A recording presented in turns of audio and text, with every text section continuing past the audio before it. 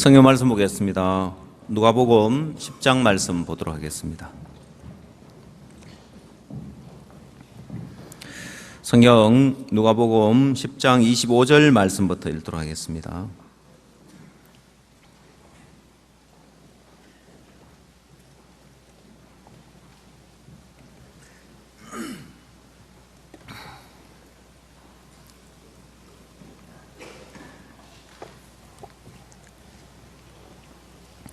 (25절부터) 제가 읽겠습니다.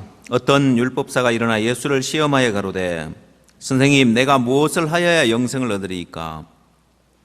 예수께서 이르시되 율법에 무엇이라 기록되었으며 내가 어떻게 읽느냐? 대답하여 가로되 내 마음을 다하며 목숨을 다하며 힘을 다하며 뜻을 다하여 주 너의 하나님을 사랑하고 또한 내 이웃을 내 몸과 같이 사랑하라 하였나이다. 예수께서 이르시되 네 대답이 옳도다. 이를 행하라. 그러면 살리라 하시니 이 사람이 자기를 옳게 보이려고 예수께 여짜오되 그러면 내 이웃이 누구오니까? 예수께서 대답하여 가라사대 어떤 사람이 예루살렘에서 여리고로 내려가다가 강도를 만나매 강도들이 그 옷을 벗기고 때려 그만 죽은 것을 버려두고 갔더라. 마침 한 제사장이 그 길로 내려가다가 그를 보고 피하여 지나가고 또 이와 같이 한 레위인도 그곳에 이르러 그를 보고 피하여 지나가되 어떤 사마리아인은 여행하는 중 거기 이르러 그를 보고 불쌍히 여겨 가까이 가서 기름과 포도주를 그 상처에 붓고 싸매고 자기 짐승에 태워 주막으로 데려가서 돌보아 주고 이튿날에 데나리온 둘을 내어 주막 주인에게 주며 가로되 이 사람을 돌보아 주라. 부비가 더 들면 내가 돌아올 때 갚으리라 하였으니 내 의견에는 이 세 사람 중에 누가 강도 만난 자의 이웃이 되겠느냐? 가로되 자비를 베푼 자니이다. 예수께서 이르시되 가서 너도 이와 같이 하라 하시니라. 37절 말씀까지 읽도록 하겠습니다.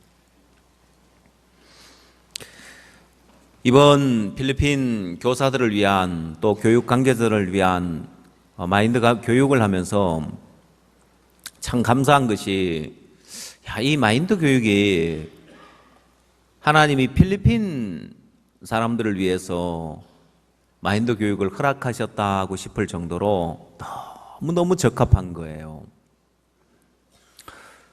필리핀 현지에서 교사들만 한 18,000명 가량 되는 분들이 마인드 교육을 받았습니다. 이제 그 중에 한국에 와서 연수를 받은 분들이 1차에 120명, 또 2차에 100명, 이렇게 2주차에 걸쳐서 마인드 교육을 했는데 작년에 우리가 교사들을 위한 마인드 교육 연수를 했을 때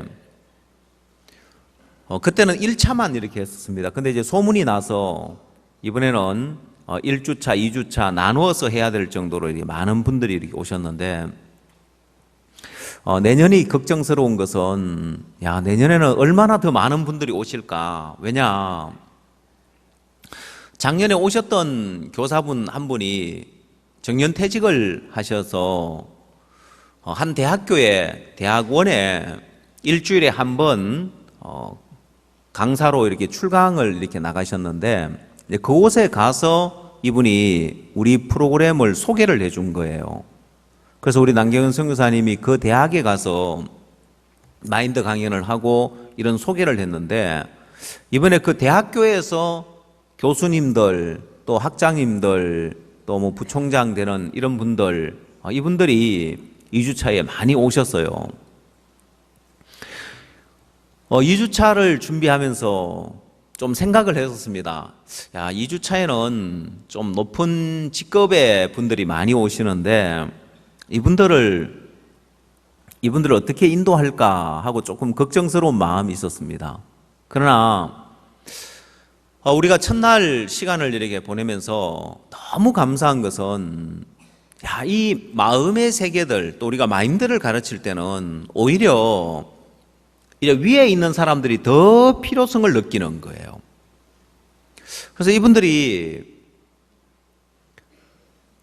우리 프로그램에 너무너무 진지하게 임하면서 그렇게 마음으로 이 프로그램에 이끌려 오는 거예요. 이분들은 높은 직급에 있다 보니까 해외여행도 여러 번 해보셨던 분들인데 뭐라고 이야기하시냐면 자기들이 해외여행을 가서 관광을 다니면 하루 종일 관광을 다니면 좋은 게 아니고 너무 피곤하대요, 보면은. 근데 우리는 아침 6시부터 프로그램을 시작해서 오전 시간까지는 마인드 교육을 듣고 그다음 오후에 이제 관광을 갔다가 저녁에 오면은 또 마인드 교육을 또 듣고 이렇게 하는데 너무 좋다고 이야기하시는 거예요. 이 프로그램이 너무 좋다.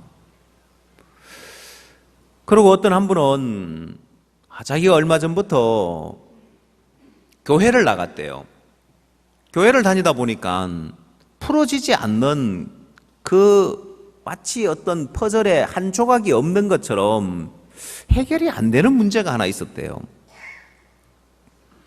교회를 나가고 하나님을 믿고 예수님을 믿지만 그 마음에서 해결되지 않는 그 문제가 있고 끼워 맞춰지지 않는 그 퍼즐 조각 하나, 빈 퍼즐 조각이 하나 있는데 그게 여기 와서 풀릴 줄은 꿈에도 생각을 못 했는데 여기 와서 그 답을 얻었습니다 하고 이야기를 하는 거예요.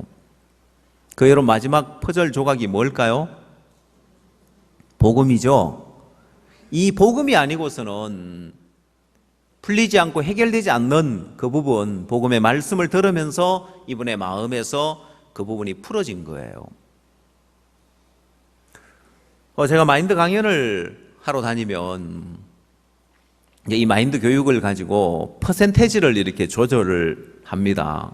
그래서 마인드 교육을 100% 마인드 교육만 해야 될 때가 있고 또 어떤 데 가면 마인드 교육과 성경 이야기를 접목해서 이야기해야 될 때가 있는데 제일 힘들고 어렵고 마음에서 답답할 때가 언제냐면 마인드 교육만 해야 될 때가 참 답답해요. 왜냐? 이 마인드 교육만을 가지고는 답이 안 나와요.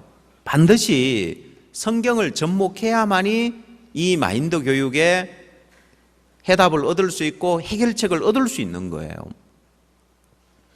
근데 우리가 필리핀 교사들을 위해서나 또 필리핀에서 이제 마인드 교육을 할 때는 이 마인드 교육과 성경을 접목해서 이야기를 해줄 수 있는 거예요. 예를 들면 제가 이번에 오름에 대해서 강연을 하고 또 자신감에 대해서 이렇게 강연을 했습니다. 이 오름이라는 부분은 이 오름 때문에 늘 분쟁이 일어나는 곳에 가면 다툼이 일어나는 곳에 가면 늘 오름이 문제가 됩니다. 서로의 오름을 주장하기 때문에 이 오름이 불행을 불러오는데 하나님이 우리 인간을 만들 때 우리 인간의 마음에는 믿음이 자리를 잡아서 마음의 교류를 하면서 행복하도록 만들어놨는데 우리 인간에게 믿음을 빼버리면서 사단의 믿음을 제하고 그 마음에 오름을 딱 심어놓은 거예요. 그래서 오름 때문에 불행이 오는데 이 오름이라는 것이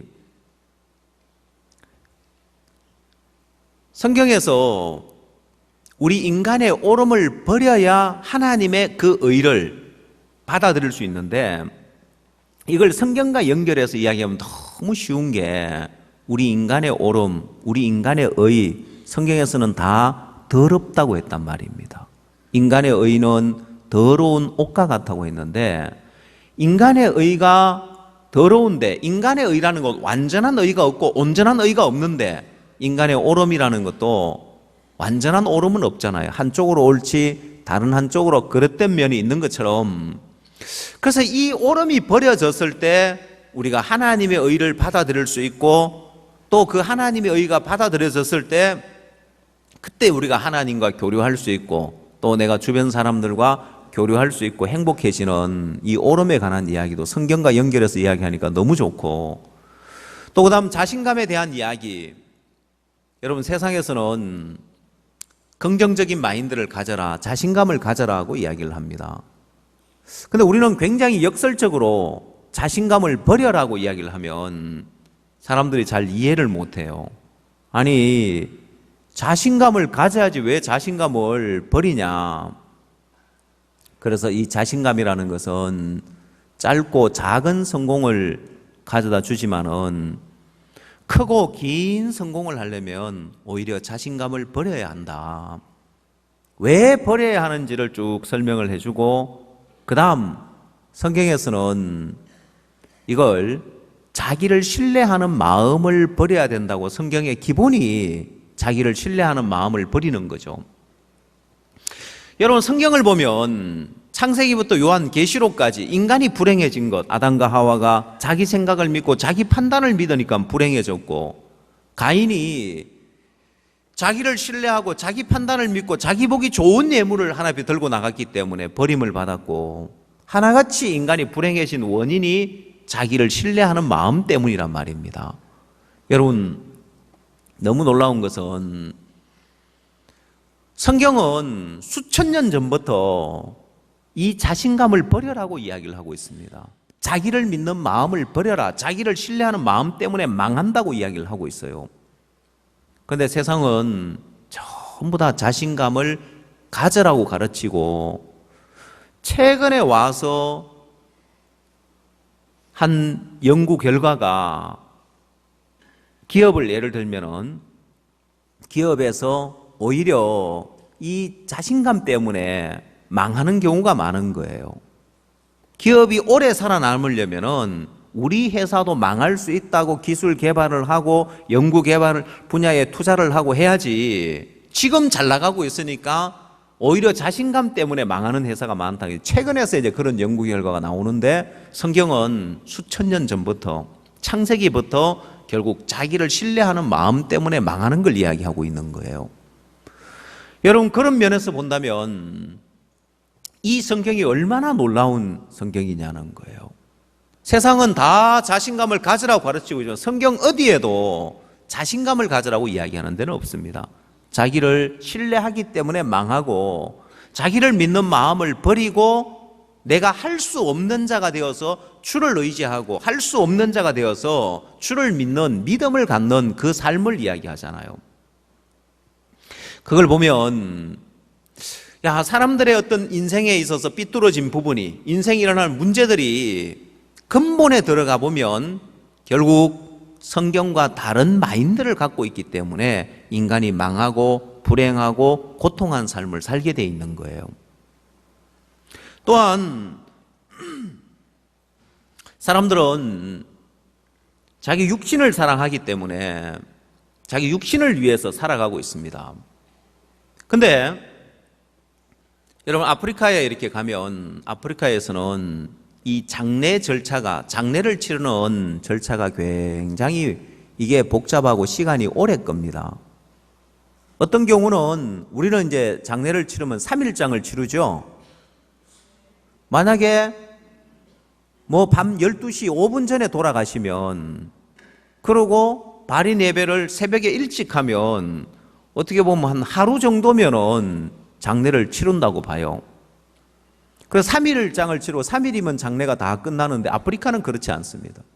아프리카에서는 열흘이고 보름이고 한 달이고 장례 한 번 치르는데 그렇게 시간이 걸려요. 그래서 이제 친지들, 가족들 다 모일 때까지 기다려요, 보면은. 그 당시 옛날에는 통신망도 안 좋았는데 연락하기도 어려운데, 그래서 막 소문 나서 알고 찾아오려면 보름이 걸리고 한 달이 걸려요. 근데 그렇게 장례를 열흘이고 보름이고 한 달이고 계속해서 장례를 치러요. 그럼 먼저 온 손님들은 계속 거기서 죽치고 이제 있으면서 다른 손님들, 다른 친지들 올 때까지 기다리고 있어야 되고, 그 집에서 먹고 자고 지내야 되는 거예요. 그래서 장례를 치르면 빚을 져요. 그 다음 아프리카 사람들은 죽어서 제일 비싼 옷을 입고 죽어서 제일 좋은 옷을 입는다고 합니다. 사람이 죽으면 평생에 입어보지 못한 제일 비싼 옷을, 제일 좋은 옷을 입혀서 장례를 치르거든요. 그 장례를 치르고 나면 빚을 지는데 어느 정도 빚을 지느냐, 늙어 죽을 때까지 갚아도 다 못 갚을 만큼 빚을 져요. 그럼 그 빚을 어떻게 하겠어요? 대물림을 하는 거예요. 그러면 빚만 물려줍니까? 또 자기도 죽으니까 또 빚을 또 남겨요. 또 남기죠. 그러니까 이게 악순환의 연속인 거예요. 여러분, 죽은 육신을 위해서 아프리카 사람들은 죽은 육신을 위해서 잘해주고 빚을 져가면서까지 그렇게 죽은 육신을 위해 주는데, 여러분 성경은 이야기하기를 내가 그리스도와 함께 십자가에 못 박혔나니 그런즉 이제는 내가 산 것이 아니요 내 안에 그리스도께서 사신 것이라 했습니다. 그럼 우리는 아프리카 사람들이 장례를 치르라고 빚을 지는 걸 보면서 아이고 사람들 참 어리석다, 산 사람들 먹고 살면 되지 뭔 죽은 사람 위해서 그래 빚을 지가면서까지 장례를 치르나. 그러나 내가 그리스도와 함께 십자가에 못 박혀 죽었는데 내가 나를 위해 산다는 것은 마치 아프리카 사람들이 죽은 사람을 위해 잘해주고 죽은 시체를 위해 잘해주는 것처럼 죽은 나를 위해서 잘해주는 게 그게 어리석고 미련한 삶이란 말입니다. 그럼 많은 사람들이 자기 자신을 위해 사는 것이, 자기를 위해 주는 것이 지혜로운 것처럼 보이지만 그건 내가 죽은 육신을 위해서 잘해주는 아프리카 사람들의 장례법하고 같은 거예요. 여러분 구원받은 그리스도인들이 뭐 장례를 치르는데 많은 돈을 들여가지고 장례 잘 치르려고 애쓸 필요 없는 것은 우리는 부활을 바라고 있는 사람들이기 때문에 죽은 육신은 잠시 잠깐 잠들어 있는 거고, 자 여러분 내가 나를 위해 산 삶 자체가 꼭 죽은 육신을 위해서 잘해주는 것과 같은데 나를 다듬고 나를 고치고, 아프리카 사람들은 장례를 치를 때 여러분 에볼라가 퍼져나갈 때 왜 이 에볼라가 퍼져나가는 걸 막기가 참 어렵냐면은 아프리카에서 장례식은 관 뚜껑을 열게 돼 있어요. 다 마지막 가서 인사하고 또 심지어 심하면 볼에다가 입도 맞추고 이렇게 하는데, 그럼 에볼라 걸려가 지금 접촉을 하면 안 되는데 큰일 나는데 장례식이 그러니까 이 에볼라가 이제 퍼져나갈 수밖에 없었어요. 근데 옛날에는 교통이 발달이 안 돼 있기 때문에 어느 한 지역에 에볼라가 발생하면 그 지역 사람들에게만 피해를 갔는데 이제는 교통이 발달해 왕래가 잦다 보니까 이게 자꾸 퍼져가는 거예요. 제가 한번 아프리카 장례식을 이렇게 갔었습니다. 그 장례식은 이제 그 당시에 오딩가 총리로 오딩가라는 분이 이제 총리로 있을 때였는데 거기에 이제 그 집안의 장례식인데 그 저희들하고 같이 아이와이프도 같이 돕고 월드 캠프도 같이 돕는 분이 이제 그 집안에 이제 분이 돌아가셔서 같은 부족끼리 모여 살다 보니까 그 총리도 이제 참석을 하신다고 하더라고요.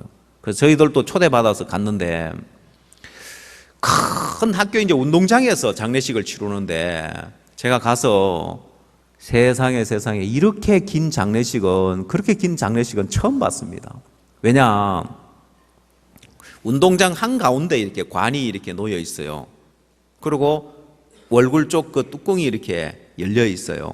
전부 다 와서 인사하고 그 다음에 또 일가 친척 가까운 사람들 한마디씩 하는데, 어떤 할머니는 막 그 부축을 받아가지고 나이가 많이 드셔가지고 그렇게 이제 겨우겨우 걸어 나와셨는데, 아프리카 케냐 사람들은 말을 잘해요.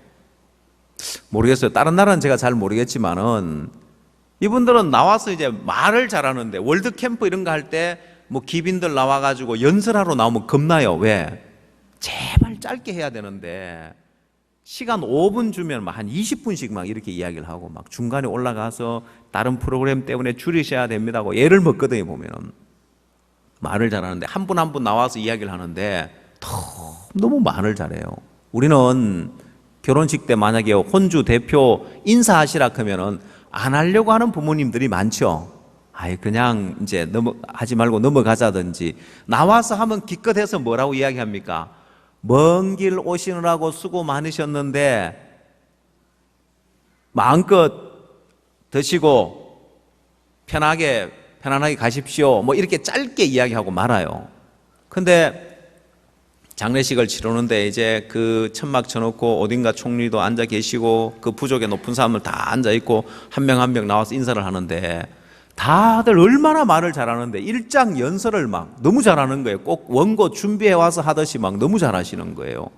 제가 이제 할머니가 나오게, 저는 엄청 지겹잖아요. 막 남 장례식 치르는데 가서 뭐 이야기하는데 뭐 살았을 때 어땠고 저땠고 막 이야기하는데 뭐 저는 뭐 그게 별 관심이 없는데 너무 힘든 시간인데 할머니 한 분이 나오시길래 부축을 받아 나오시길래 이 할머니는 짧게 하시겠지 했는데 웬걸 얼마나 이 할머니가 또 일장 연설을 잘하는지 제가 그때 알았습니다.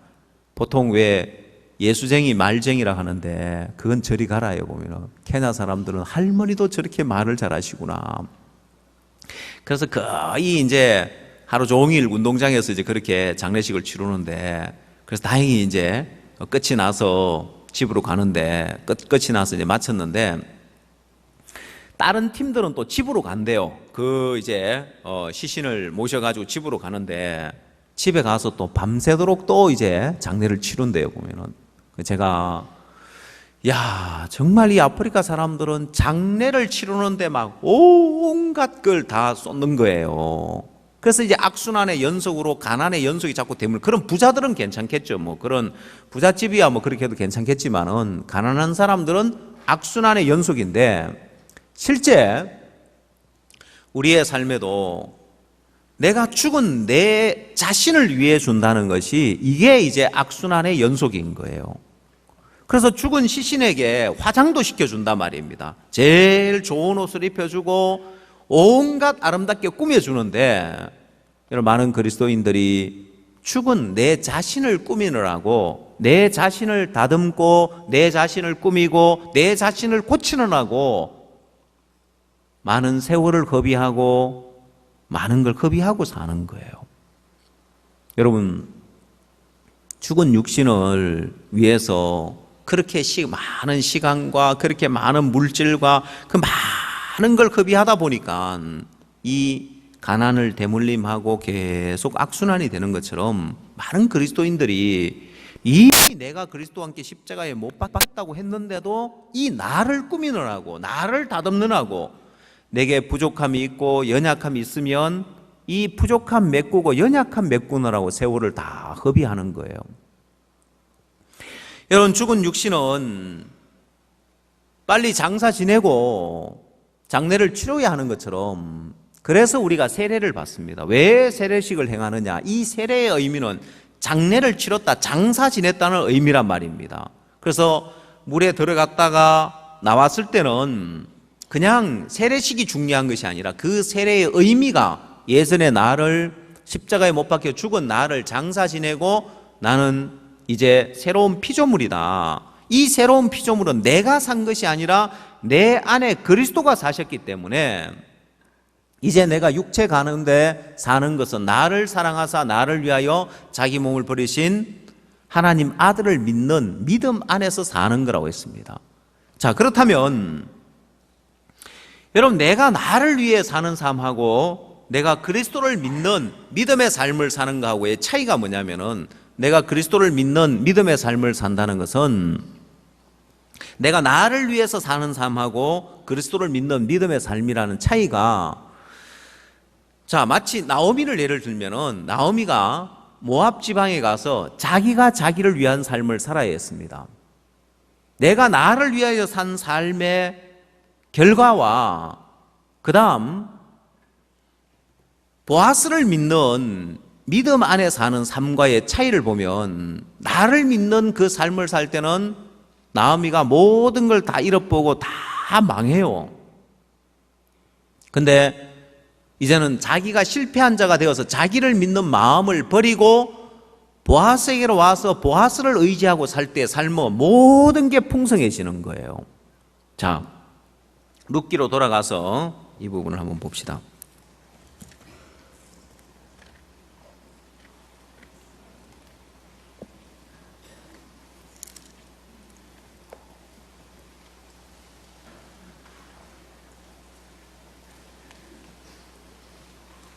룻기 2장을 찾으시기 바랍니다.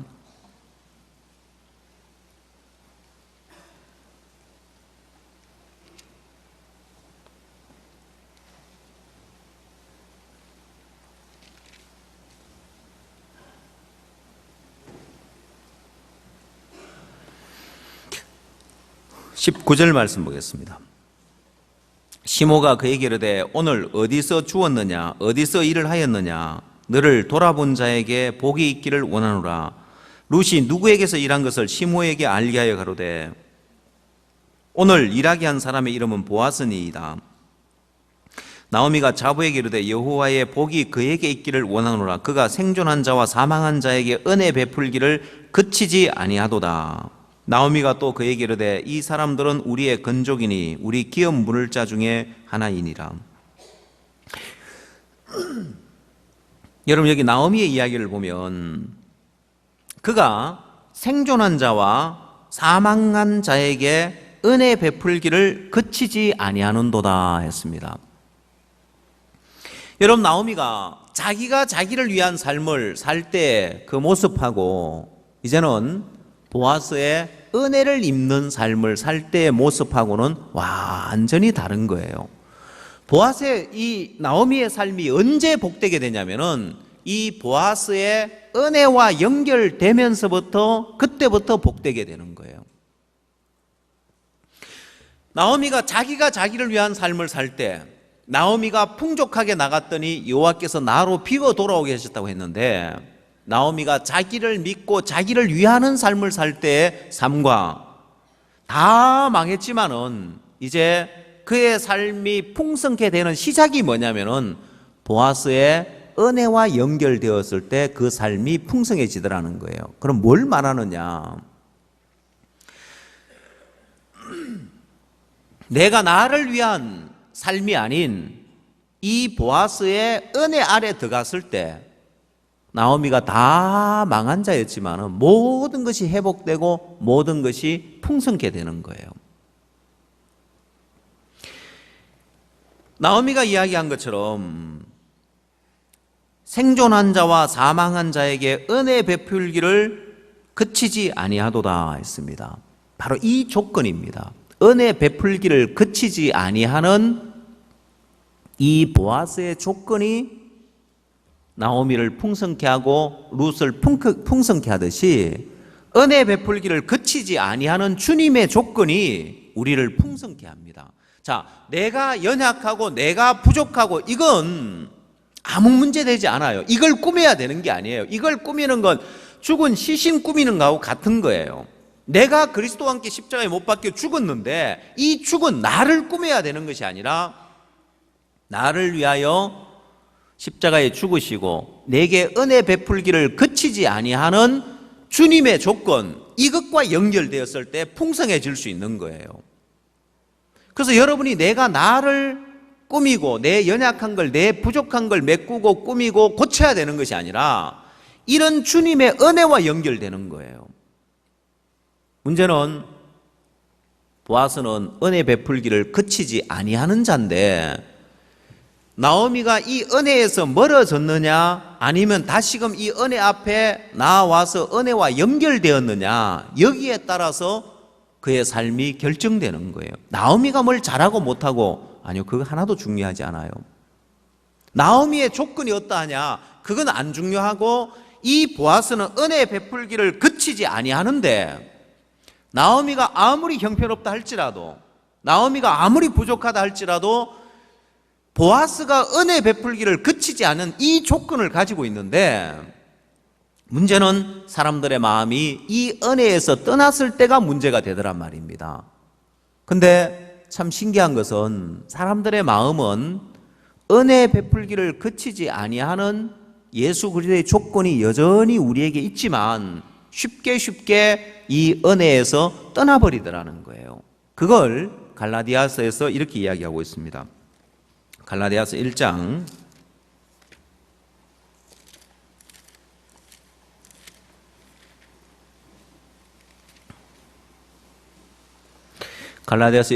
6절 말씀 보겠습니다.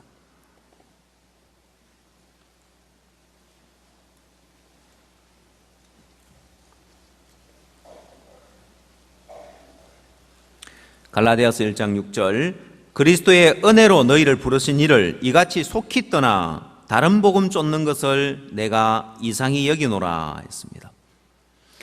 자, 이 갈라디아 교회 사람들의 문제가 뭐냐면은 이들에게 있는 어떤 허물이나 연약함이나 부족함이 문제가 되는 것이 아니라 이들의 마음이 그리스도의 은혜에서 떠나버렸다는 거예요.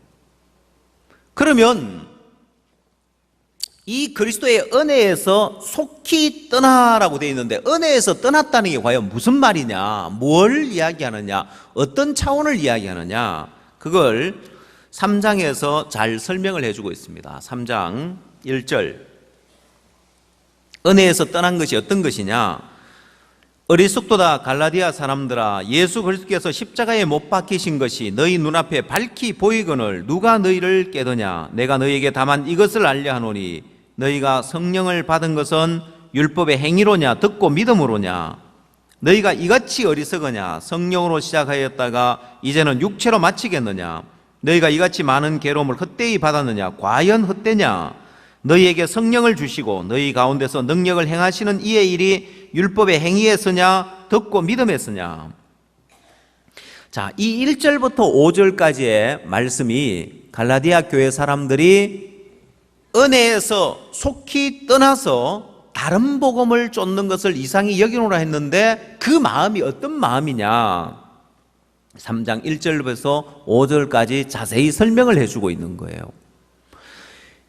갈라디아서 3장 1절에서 5절까지는 두 가지 믿음에 대해서 설명을 하고 있습니다. 첫 번째 믿음은 구원에 관한 믿음이고, 두 번째는 구원받은 그리스도인들이 삶을 살아가면서 가져야 할 믿음의 세계를 이야기를 하고 있습니다. 자, 그래서 첫 번째 믿음과 두 번째 믿음 둘 다 은혜에서 떠나서 행위 가운데 빠져 있는 사람과 올바른 은혜 가운데 있는 사람을 구분지어서 설명을 해주고 있습니다. 그게 뭐냐? 2절, 내가 너희에게 다만 이것을 알려 하느니 너희가 성령을 받은 것은 율법의 행위로냐 듣고 믿음으로냐. 2절에서는 구원에 관한 이야기를 하고 있습니다. 자, 죄 사함을 얻으라 그리하면 성령을 선물로 받으리니 했습니다. 그러면 성령을 받은 것이 율법의 행위로냐 듣고 믿음으로냐. 뭘로 말미암아 되었습니까? 예, 듣고 믿음으로 되었습니다. 율법의 행위가 아니고 내 행위가 1%도 포함되지 아니하고 온전히 100% 하나님의 은혜로 듣고 믿음으로 우리가 성령을 받고 구원을 받았습니다. 자, 그 다음 이렇게 됐다는 거예요. 갈라디아 교회 사람들이 다 이렇게 구원을 받았습니다. 근데 문제가 뭐냐? 은혜에서 속히 떠났다는 것은 그 뒷부분의 문제인데, 5절, 너희에게 성령을 주시고, 이건 앞에서 설명한 걸 한 번 더 짚고 넘어가는 구원에 관한 부분입니다. 성령을 주시고 그 다음 너희 가운데서 능력을 행하시는 이의 일, 이건 구원받은 그리스도인들에게 나타나는 삶 속에서의 하나님의 역사입니다. 자, 내가 이제 구원을 받고 난 이후에 삶 속에서 능력을 행하시는 이의 일 또한 율법의 행위에서냐 듣고 믿음에서냐, 율법의 행위에서냐 듣고 믿음에서냐, 이 질문을 두 번 하고 있는데, 첫 번째 성령을 받은 부분에 율법의 행위로서냐 듣고 믿음으로서냐고 질문을 했고, 두 번째는 너희 가운데서 능력을 행하시는 이의 일이 율법의 행위에서냐 듣고 믿음에서냐, 둘 다 듣고 믿음으로 되었다는 거예요. 근데 은혜에서 속히 떠났다고 하는 이야기는 뭐냐면은, 듣고 믿음으로 되어지는 이 은혜에서 떠나서 행위 가운데 들어가 있는 걸 이야기를 하는 거예요. 복음의 변질이란 말입니다. 자, 이 복음이 변질될 때, 여기서 변질되면서 근본 나중에는 복음까지도 변질이 돼버려요. 자, 그래서 이걸 사도 바울이 바로 잡고 있는데, 오늘 여러분 마음에 은혜에서 떠났다는 말은 다시 말하자면 믿음에서 떠났다는 말과 같은 말입니다. 여러분, 믿음에서 떠나서 내 연약함을 내가 따듬고 있고, 내가 메꾸려고 하고 있고, 내가 고치려고 하고 있고, 내가 해결하려고 있다는 자체가 이게 은혜에서 떠났다는 것입니다. 여러분이 구원받고 난 이후에 내 죄 문제를 내가 해결하려고 안 하죠. 야, 그래도 내가 이렇게 자주 짓는 죄 문제는 이건 내가 해결해야지라고 생각합니까? 만약 사람들이 자기가 생활 속에 저지르는 죄를 자기가 해결하려고 하고 앉아 있으면 저 사람은 구원이 아니다, 저 사람은 아직 믿음이 아니다, 이렇게 여러분 구분하죠? 그러면 여러분 삶 속에서 일어나는 여러분의 연약함과 여러분의 부족함에 대해서는 어떠합니까? 여러분, 내 생활 속에 보여지는 내 연약함과 부족함은 이 역시 내가 해결해야 될 문제가 아니라 이 문제 주님이 해결해야 될 문제고, 또 결국은 우리 마음에 그 문제가 해결되려면 믿음을 가져야 되는 거예요. 그래서 성경에 믿음의 주요 온전케 하신 이인 예수를 바라보자 했습니다. 무겁고 얽매이기 쉬운 죄가 있을 때 그 죄 네가 해결하려고 하지 말고 그 역시도 온전케 하신 이인 예수를 바라보라고 했습니다. 근데 은혜에서 속히 떠났다. 여러분, 우리가 야곱의 삶을 보면 하나님은 은혜 베풀기를 그치지 아니하는 분인데, 나오미가 보아스에 대해서 깨닫기를 죽은 자와 산 자에게 은혜 베풀기를 그치지 아니하는 분이라는 걸 발견하면서 이 보아스의 은혜와 연결되면서 풍성해지고 모든 문제가 해결됐는데, 야곱의 생애 속에서는 그 믿음을 찾아보기가 어려워요. 성경 이사야 40장을 찾아보십시오.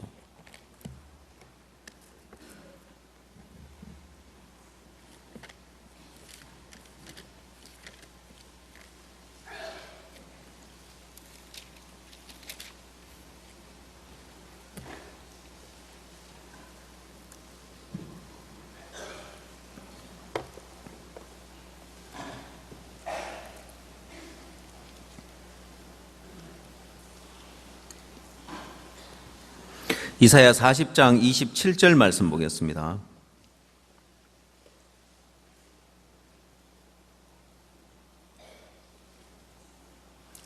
야곱아, 네가 어찌하여 말하며 이스라엘아, 네가 어찌하여 이르기를 내 사정은 여호와께 숨겨졌으며 원통한 것은 내 하나님에게서 수리하심을 받지 못한다 하느냐? 너는 알지 못하느냐? 듣지 못하였느냐? 영원하신 하나님 여호와 땅끝까지 창조하신 자는 피곤치 아니하시며 곤비치 아니하시며 명철이 한이 없으시며 피곤한 자에게는 능력을 주시며 무능한 자에게 힘을 더하시나니, 소년이라도 피곤하며 곤비하며 장정이라도 넘어지며 자빠지되 오직 여호와를 앙망하는 자는 새 힘을 얻으리니 독수리의 날개치며 올라감 같을 것이요 다른 박질하여도 곤비치 아니하겠고 걸어가도 피곤치 아니하리로다. 자, 이 야곱에 대해서 은혜에서 떠난 마음을 지금 지적하고 있습니다. 야곱의 마음에 내 사정은 여호와께 숨겨졌고 내 원통한 것은 내 하나님에게서 수리하심을 받지 못한다. 야곱이 이 소리를 하고, 네가 어찌하여 이 소리 하고 있느냐? 야곱의 마음에 은혜에서 떠난 마음을 이야기를 하고 있습니다. 근데 실상은 여호와를 앙망하는 자는 새 힘을 얻으리니 독수리의 날개치며 올라감 같을 것이요 다른 박질하여도 곤비치 아니하고 걸어가도 피곤치 아니하리로다 했습니다. 여러분, 여호와를 앙망한다는 것은, 신앙은 믿고 바라보는 것을 신앙이라고 합니다. 누구를 믿고 누구를 바라보냐? 예수 그리스도를 믿고 예수 그리스도를 바라보는 걸 신앙이라고 하죠. 근데 여러분, 내 자신을 바라보고 내 형편을 바라보고 자기 속에 매여 있는, 그리고 나를 꾸미려고 하고 내 부족한 걸 메꾸고 내 연약한 걸 고치고 메꾸려고 하고 앉아있는 게, 이게 은혜에서 떠난 마음이라는 거예요. 자, 그래서 좀 더 자세히 살펴보면 시편 77편을 한번 찾아보십시오.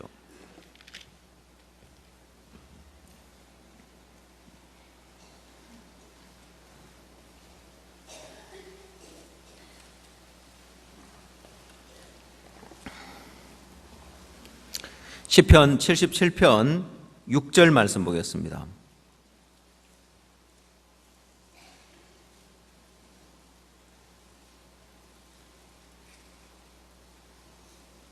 밤에 한 나의 노래를 기억하여 마음에 묵상하며 심령에 궁구하기를, 주께서 영원히 버리실까? 다시는 은혜를 베풀지 아니하실까?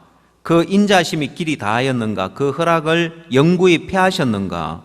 하나님이 은혜 베푸심을 잊으셨는가? 노하심으로 그 긍휼을 막으셨는가 하였나이다. 또 내가 말하기를 이는 나의 연약함이라. 지존자의 오른손에 곧 여호와의 옛적 기사를 기억하여 그 행하신 일을 진술하리이다. 또 주의 모든 일을 묵상하며 주의 행사를 깊이 생각하리이다. 자, 여러분 여기서 신앙의 가장 문제가 되는 게 뭐냐면은 이 은혜에서 떠난 마음인데 7절에 보면은 주께서 영원히 버리실까? 다시는 은혜를 베풀지 아니하실까? 그 인자심이 길이 다하였는가? 그 허락을 영구히 폐하셨는가? 하나님이 은혜 베푸심을 잊으셨는가? 노하심으로 그 긍휼을 막으셨는가 하였나이다. 자, 이는 나의 연약함이라. 신앙에 문제가 되는 게 딱 하나 있다면 바로 이 마음입니다. 하나님의 은혜에서 떠난 마음, 하나님의 은혜 베푸심을 잊어버린 것, 하나님이 잊어버린 것이 아니라 자신이 잊어버리고 자신이 믿음이 없는 거예요. 이런 나에게 하나님이 은혜 베풀기를 원하신다. 내가 비록 이렇게 형편없지만은 주님 나에게 역사하신다. 나를 돕는다. 나와 함께 한다. 이 믿음이 없는 게 문제지. 인간의 그 어떤 연약한 것도 그 어떤 부족함도 문제가 되지 않습니다. 문제는 이 은혜에서 떠난 마음입니다. 하나님이 우리를 연약하게 두신 것은 하나님은 연약함을 내가 해결하라고 연약함을 그대로 두신 게 아니에요. 하나님은 우리가 거듭날 때 완전하게 이 땅에서도 흠도 없고 점도 없고 모든 인간들 앞에 모든 행위가 완전하게 하실 수도 있는 분입니다. 근데 여전히 우리에게 허물과 연약함과 부족함을 그대로 두셨습니다. 왜냐? 그건 하나님의 은혜를 입고 살기 위한 조건입니다. 하나님이 우리에게 내 행위로, 내 온전한 행위로 나를 믿고 살라는 것이 아니라 나를 믿지 말고 그리스도를 믿고 살라고 연약함을 두신 거예요. 부족함을 두셨습니다. 근데 이 시편 77편에도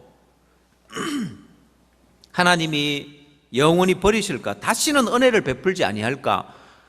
자, 산 자와 죽은 자 사이에 은혜 베풀기를 그치지 않는 보아스를 발견했을 때 이 나오미의 마음에 지금 만 가지 부족함이 있지만 모든 걸 다 잃어버리고 망한 여자지만은 그 하나님의 은혜를 믿는 그 은혜와 연결되었을 때 보아스가 은혜 베풀기를 그치지 아니하는 자라는 걸 알고 그 은혜와 연결되었을 때 이 나오미의 삶의 모든 부족함이 보아스로 말미암아 덮여집니다. 자식이 없는 것도 그 며느리 룻을 통해서 나오미가 자식을 낳았다 소리를 듣도록 하나님이 모든 부분을 풍성케 하셨습니다. 그런데 오늘 시편 77편에서 이야기하는 것처럼 하나님이 은혜 베푸심을 잊으셨는가? 노하심으로 그 긍휼을 막으셨는가? 자, 그러면 하나님이 때로 책망을 하고 하나님이 노를 바란다 할지라도 하나님이 그 은혜를 베풀고 긍휼을 베푸는 건 막지를 않는다는 것입니다. 마치 이건 뭐와 같으냐? 이스라엘 백성들에게 하나님이 때로 노하셨어도 광야에서 하나님이 노하시고 하나님이 책망하셔도 하나님이 만나를 내리시는 것은 막지 않으셨단 말입니다. 잊지 않으셨다는 거예요. 그래서 만나를 거두는 것은 매일매일 만나를 거두러 가야 했습니다. 여러분 어떻게 보면 굉장히 귀찮은 일이죠. 아니 먹을 만큼 거둬놓으면 뭐 일주일도 먹고 보름도 먹으면 될 텐데 왜 매일 만나를 거두러 가야 했느냐? 그건 만나를 거두기 위함이 아니에요. 하나님이 노하심으로 하나님이 긍휼을 막지 않으시고 긍휼히 여기고 은혜를 베푼다는 걸 보여주기 위한 겁니다. 이스라엘 백성들이 하나님의 악을 저질렀을 때 하나님이 진노하셔서도 그 다음날 만나를 주우러 가면 또 그 만나가 빼곡히 내려와 있습니다. 그러면 날마다 만나를 거두러 갈 때 이제 어제 하나님이 진노하심으로 백성이 악을 행함으로 하나님이 진노하셨습니다. 자, 그래서 이제 두렵고 떨리는 마음으로 내일 과연 하나님이 우리에게 만나를 주실까? 노하심으로 하나님의 긍휼을 막지 않으셨는가? 두렵고 떨리는 마음으로 들에 나가 봅니다. 그러면 그날도 어김없이 만나가 내려와 있는 거예요.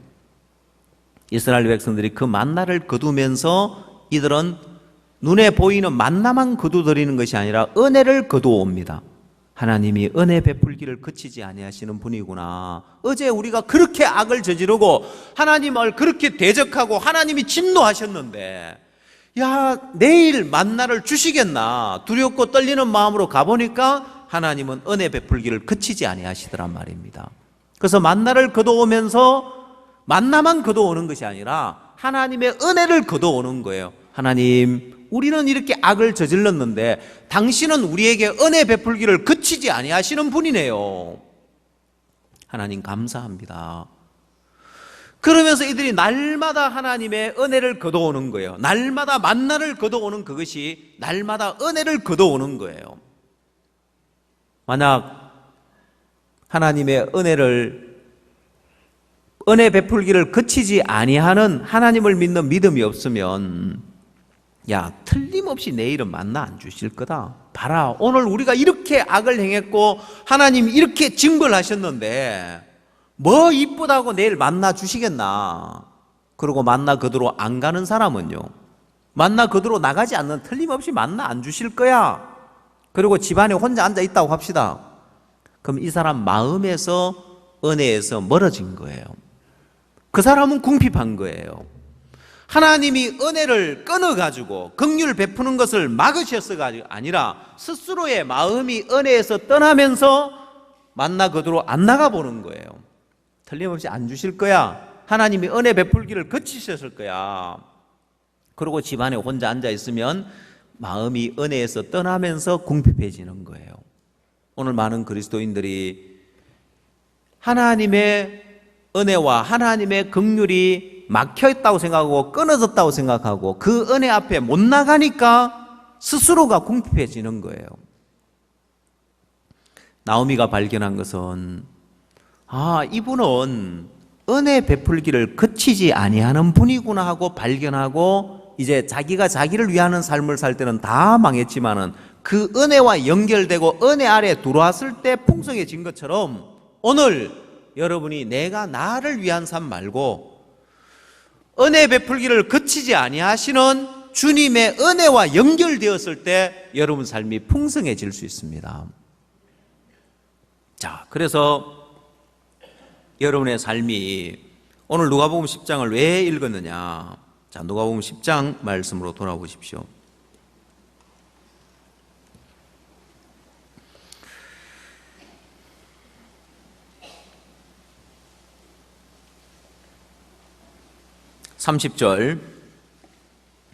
누가복음 10장 30절. 예수께서 대답하여 가라사대 어떤 사람이 예루살렘에서 여리고로 내려가다가 강도를 만나매 강도들이 그 옷을 벗기고 때려 급한 죽은 것을 버리고 갔더라. 자, 이 사람의 삶은 예루살렘을 떠난 사람입니다. 예루살렘을 떠나서 여리고로 내려가다가 강도를 만났는데 이 사람에게 주님이 은혜 베풀기를 그쳤느냐? 야, 네가 지금 예루살렘을 떠나서 여리고로 가니까 망하지 하고 강도 만난 그를 버리고 은혜 베풀기를 그쳤느냐? 아니요, 그에게 찾아가서 이 사마리아인이, 예수 그리스도의 그림자인 이 사마리아인이 친히 강도 만난 자에게 찾아가서 은혜를 베풀고 긍휼을 베풀더라, 이 말입니다. 여러분, 하나님의 인자와 긍휼은 다치지 아니하고 하나님의 인자와 긍휼은 결코 막을 자가 없습니다. 사단이 아무리 우리의 허물과 우리의 연약함을 가지고 정죄를 한다 할지라도, 하나님 앞에 고자질한다 할지라도 우리의 그 어떤 연약함도 그 어떤 부족함도 하나님의 은혜와 긍휼을 막을 수는 없습니다. 내 스스로의 마음 안에서는 막힐 수 있을지 모르지만 야곱의 마음처럼 스스로 하나님의 은혜에서 멀어질 수 있을지 모르지만은 실제 은혜 베풀기를 그치지 아니하는 그 주님의 은혜를 막을 수는 없습니다. 강도 만난 자 사마리아인이 친히 찾아가서 그에게 은혜를 베풀고 긍휼을 베풀더라는 거예요. 자, 그 다음 중요한 게 하나 있습니다. 34절, 33절부터 봅시다. 어떤 사마리아인은 여행하는 중 거기 이르러 그를 보고 불쌍히 여겨 가까이 가서 기름과 포도주를 그 상처에 붓고 싸매고 자기 짐승에 태워 주막으로 데려가서 돌보아 주고. 이게 은혜 베풀기를 그치지 않는 주님의 마음입니다. 그 다음 35절, 이튿날에 데나리온 둘을 내어 주막 주인에게 주며 가로되 이 사람을 돌보아 주라. 부비가 더 들면 내가 돌아올 때 갚으리라 했으니. 여러분, 여기에서 여러분이 하나 분명하게 믿음을 가져야 될 섭리가 하나 있습니다. 그게 뭐냐? 여러분, 여기 강도 만난 자를 구원하는 구원자가 바로 구세주 예수 그리스도라는 사실은 여러분 알고 계시죠? 그러면 그분이 이 강도 만난 자를 주막으로 데려가서 돌보아 주라고 했습니다. 그냥 돌보아 주라고 한 것이 아니라 데나리온 둘을 내어줬습니다. 그러면 강도 만난 자를 돌보아 줄 수 있는 능력이 누구에게 있습니까? 주막 주인에게 있죠? 그럼 여러분, 주막 주인은 그 능력이 어디서 왔습니까? 그 지혜가 어디서 왔습니까? 자, 사마리아인이 그 주막 주인에게 데나리온 둘을 줬단 말입니다. 그러면 이 주막 주인이 강도 만난 자를 돌보아 줄 수 있는 능력이 있고 지혜가 있는 것은 주막 주인이 어떤 사람이냐가 아니라 이 구원자가 누구에게 데나리온 둘을 줬느냐는 거예요. 주막 주인에게 줬습니다. 그러면 내가 내 삶에 필요한 지혜, 내 삶에 필요한 것들 어디서 얻을 수 있느냐? 나를 돌봐줄 수 있는 분이 누구냐? 주막 주인이라는 걸 믿어야 되는 거예요. 그러나 많은 사람들이 이 믿음이 없기 때문에 자기 생각을 믿고 자기 판단을 따라 삽니다. 주막 주인에 대해서, 주막 주인도 뭐 나와 같은 똑같은 사람인데 뭐 그 사람 뭐 특별한 게 있냐? 그 사람이나 나나 뭐 내가 강도를 만나서 지금 이래서 신세를 지고 있을 뿐이지. 아니요. 주막 주인에게 특별한 능력을 줬습니다. 주막 주인에게 특별한 능력을 줬다니까요. 여러분, 오늘 우리 필리핀 사모님도 간증하셨지만은 하나님이 박 목사님에게 마인드 교육을 하라는 이 마음을 주셨는데 저도 늘 신기한 것이 어떻게 목사님이 이 일을 생각하고 계획하셨을까? 그건 하나님이 주막 주인에게 데나리온 둘을 주듯이 하나님이 종에게 그 지혜를 주고 그 마음을 주신 거예요. 그래서 주막 주인에게는 특별한 지혜가 있고 특별한 능력이 있는 거예요. 그 분이 어떤 분이냐가 중요한 게 아니에요.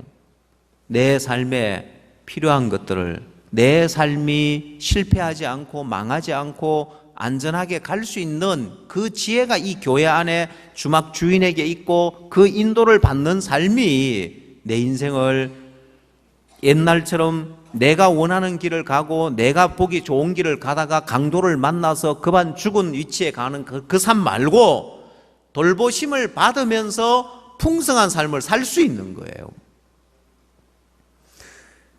여러분, 나오미가 그걸 하나 발견했습니다. 내가 나를 위하는 삶은 다 망한 삶이었지만은, 내가 나를 위할 때는 다 망했지만은 이제 그 마음에 보아스의 은혜와 연결되어서 이분은 죽은 자와 산 자에게 은혜 베풀기를 그치지 않는 분이구나. 여러분 마음에도 우리 주님은 은혜 베풀기를 그치지 않는 분이시구나. 내가 잘할 때나 못할 때나 이분은 나에게 은혜 베풀기를 그치지 아니하시는 분이다. 그리고 여러분 마음 안에 내 모습이 어떠하든지 이분이 나를 돌보아 주는데, 여러분 이 강도 만난 자의 연약함, 강도 만난 자의 부족함, 이건 자기가 이걸 없애야 되는 게 아니고 이걸 메꿔야 되는 것이 아니라 이건 돌보심을 받을 조건이란 말입니다. 여러분에게 있는 연약함, 여러분이 있는 부족함은 여러분이 이걸 메꾸고 온전케 하고 꾸며야 되는 것이 아니라 여러분에게 있는 연약함은 주님의 돌보심을 받을 조건입니다. 오늘 여러분이 여러분 삶을 보면서 야, 내가 부족한 것이, 내가 지금 어려운 것이 한두 가지가 아닌데 아유, 내 형편 왜 이래 어렵냐? 예, 그건 주님의 돌보심을 받을 조건이 한두 가지가 아니라 이 말입니다. 주님의 돌보심을 받을 조건이 한두 가지가 아니고 야, 내가 주님의 돌보심을 많이 받을 조건을 가지고 있구나. 그리고 여러분 마음에 은혜 베풀기를 그치지 아니하는 분이라는 믿음만 있으면 내가 아무리 연약하고 아무리 부족하고 아무리 못나도 그 주님이 나를 돌보아 주실 거라는 거예요. 교회를 통해서, 종을 통해서 말입니다. 첫 번째, 여러분 마음에 우리 주님은 은혜 베풀기를 그치지 아니하는 분이시다. 그 믿음이 있어야 되고, 두 번째, 나를 돌봐줄 수 있는 능력을 주막 주인에게 주셨다는 믿음이 있어야 되는 거예요. 여러분 볼 때 시들해 보이고, 여러분 봤을 때 여러분 마음에서 어떤 생각이 들든 중요한 건 하나님이 이 주막 주인에게 분명하게 돌보심을 받아라고, 돌봐주라고 데나리온 돌을 줬단 말입니다. 그래서 이 교회 안에, 종 안에 지혜가 있고 능력이 있고 여러분 삶이 복되게 될 수 있는 길을 인도해 줄 수 있는 거예요. 근데 중요한 건 이 두 부분에 대해 믿음이 없는 거예요. 여러분 신앙을 하는데 이 두 가지 믿음만 있으면 여러분이 아무리 부족해도 문제가 안 됩니다. 아무리 연약해도 문제가 안 되는 거예요. 오늘 필리핀 사모님이 간증하시기를 선교학교에서 옛날에 고생하고 가난하고 어렵게 했던 간증을 이렇게 하시는데, 여러 어느 나라든지 그 나라의 선교가 시작될 때 참 어렵고 힘들게 이렇게 시작됐지만은 그러나 하나님이 복되게 하셔서 각 나라마다 각 교회마다 풍성케 하고 복되게 하시는데, 은혜 베푸는 주님이 계시면 내가 부족하고 연약한 게 뭐가 문제가 되겠어요? 제 아내가 첫 임신을 했을 때 산딸이 가까워 가면서, 그때는 우리가 참 가난했던 시절이었고 또 그 교회가 이제 개척교회고 작은 교회였기 때문에 제 아내가 이제 해산을 하게 되면, 여러분 해산하면 필요한 게 많죠. 유아용품, 아이들 기저귀도 필요하고 젖병도 필요하고 뭐 여러 가지 필요한 것들이 많잖아요. 보면은 아유 뭐 이제 옷도 필요하고. 그때는 참 개척교회고 이제 가난한 그런 시절이었기 때문에 주변을 다 둘러봐도 누구 하나 그런 부분에 뒷바라지 해줄 수 있는 사람이 없는 거예요. 그러나 여러분 하나님은 은혜 베풀기를 그치지 아니하는 분이시기 때문에 참 신기한 것은, 제 아내가 임신을 해서 산딸이 이렇게 가까우고 있는데 어느 날 저희 큰누님이 가게를 오픈했다 하더라고요. 무슨 가게를 오픈했는가 들어보니까 그 유아용품 전문점 있죠? 유아용품 전문점 아세요? 거기 가면 아이들 젖병부터 시작해가 아이들에게 필요한 모든 게 다 있는 그런 전문점이 있잖아요. 아니 그러면 하나밖에 없는 남동생이 이제 진우가 아이를 낳는다 하는데 뭐 하나 보내줄까요? 안 보내줄까요? 예, 그래서 큰 박스를 하나 보내왔더라고요. 세트로 다 들어있는 거예요. 필요한 모든 게 다 들어있는 거예요. 그래서 제가 그때 형편을 봤을 때는 아유 제 아내가 아이를 낳으면은 누구 하나 돌봐줄 자가 없는데, 그러나 하나님이 희한한 길을 다 여시는 거예요. 제 아내가 아이를 낳다가 자연분만을 시도하다가 자연분만이 안 돼가지고 시도하다가 이제 제왕절개 수술을 해놨어요. 그래서 제 아들은 지네 엄마한테 잘해야 되는 게, 남들은 한 번 해산에 수고를 하지만 제 아내는 2번 했어요. 자연분만 하려고 고생하다가 안 돼가 수술을 했으니까 2번 고생한 거잖아요. 왜냐하면 그 의사 선생님이 아는 분이라 가지고 요즘은 웬만하면 제왕절개 수술하라고 병원에 돈 벌려 그러지만 이분은 아는 분이라서 어떻게 하든지 간에 자연분만 시키려고 시도하다가 이제 결국 안 돼서 수술을 했는데 그때도 참 감사했던 게 그 전에 의사 부인이 한 명 이렇게 구원을 받으면서 그래서 그 자기 남편은 의사협회 회장이고 산부인과 의사는 의사협회 총무였어요. 그래서 남편이 자기 아내가 다니는 교회에 사모님이 아이를 낳는다 하니까 또 어떻게 해줬을까요? 자기 총무한테 이야기해가지고 그 병원의 모든 부분을 다 공짜로 이렇게 모든 걸 다 공짜로 했었는데 제가 한 번은 제 아내한테 이제 집에 갔다 뭘 갖다 주러 간다고 하는 간호사들끼리 하는 이야기를 들었습니다. 저 메토에 있는 아주머니 누구냐고. 누군데 우리 원장님이 그렇게 마음을 쓰고 옆에 있는 또 그 의사협회 회장님도 막 친히 와가지고 관심을 가지고 저분 도대체 누구냐고. 자기 원장님 뭐 친척이냐고. 저는 사실 그 원장님 잘 모르거든요, 보면은. 근데 하나님이 필요한 모든 것들을 구비해 놓으시고 은혜 베풀기를 그치지 아니하는 분인데 여러분이 생각할 때 아이고 그래도 목사님은 그래도 복음 전도자니까 하나님이 그렇게 베풀었겠죠. 아니요, 그렇지 않아요. 여러분 구원을 받은 그리스도인이라면 여러분 삶의 하나부터 열까지 하나님은 여러분을 위해 필요한 모든 걸 구비해 놨습니다. 은혜 베풀기를 그치지 아니하는 분인데 문제는 여러분 마음이 그 하나님의 은혜에서 떠나버렸기 때문에 문제인 거예요. 그래서 하나님이 은혜 베푸는 걸 다 이야기가 끝이 없는데 근데 제 아이가 이제 좀 자라게 되니까 좀 크면은 이제 뭐가 필요해요? 유아용품이 필요해요? 아동복이 필요해요? 예, 저희 누님이 업종을 바꾸더라고요. 유아용품점을 접고 아동복으로 바꾸더라고요. 그래서 이제 뭐 저뿐만 아니라 우리 선교에 뭐 대덕에 봉사하는 분 이런 분들 있잖아요. 전부 다 이제 그 아동복을 다 대줬는 게 한때 이제 스머프라는 그 아이들 만화 캐릭터가 있는데 스머프라는 그 메이크를 가지고 대전 이남 전체 총판을 이렇게 했어요.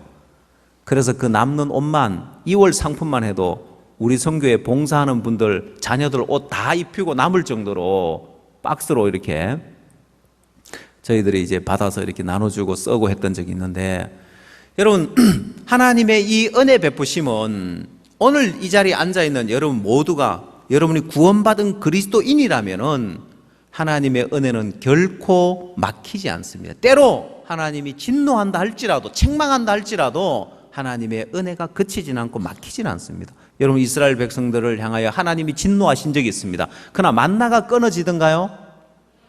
아니죠.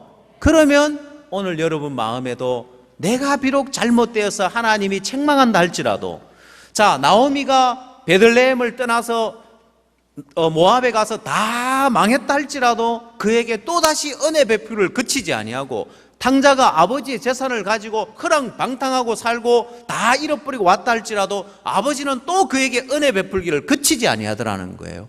오늘 여러분 마음에 이 두 가지 믿음, 첫 번째 하나님은 내게 은혜 베풀기를 그치지 아니하는 분이다. 그 믿음 하나 분명히 가지고 그래 내가 강도 만난 자처럼 이제 내가 그만 죽어가는 위치에 있다가 이제 이 주막 안에 왔다 할지라도 교회 안에 왔다 할지라도 나를 돌볼 수 있는 능력을 주막 주인에게 주셨다. 데나리온 2를 주셨기 때문에 이 안에서 내 모든 부분의 돌보심을 받을 수 있는 조건이 이 안에 있다.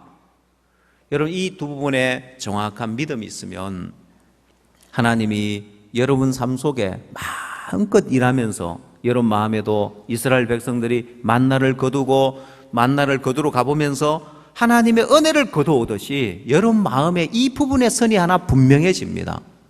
하나님은 은혜 베풀기를 그치지 아니하는 분이구나. 또 나가보니까 하나님 내게 또 은혜를 베푸시네. 그러면 이 만나만이 아니라 하나님이 내 삶에 또다시 은혜를 베풀고 은혜를 베푸시겠구나. 나오미가 그걸 발견했습니다. 산자와 죽은 자 사이에 은혜 베풀기를 그치지 아니하는 걸 발견했던 것처럼 여러분 오늘 우리에게도 하나님이 은혜 베풀기를 그치지 아니하며 또한 우리를 이 주막 안에 두실 때 분명히 내 삶에 필요한 모든 것을 이 주막에 두셨고 돌보심을 받도록 했기 때문에 여러분 마음 안에 하나님은 내 모습이 어떠하든지 내가 아무리 연약하고 부족해도 허물이 많아도 은혜 베풀기를 그치지 아니하는 분이고, 그럼 그 은혜가 어디 있느냐? 예, 이 교회 안에 있습니다. 여러분이 이 교회 안에서 돌보심을 받는 삶을 살아보면 하나님이 이런 은혜도 내게 주시네, 하나님 내게 이런 역사도 허락하시네, 이런 축복도 주시네 하고 여러분 삶에 경험할 줄 믿습니다. 말씀 여기서 마치겠습니다. 기도하겠습니다.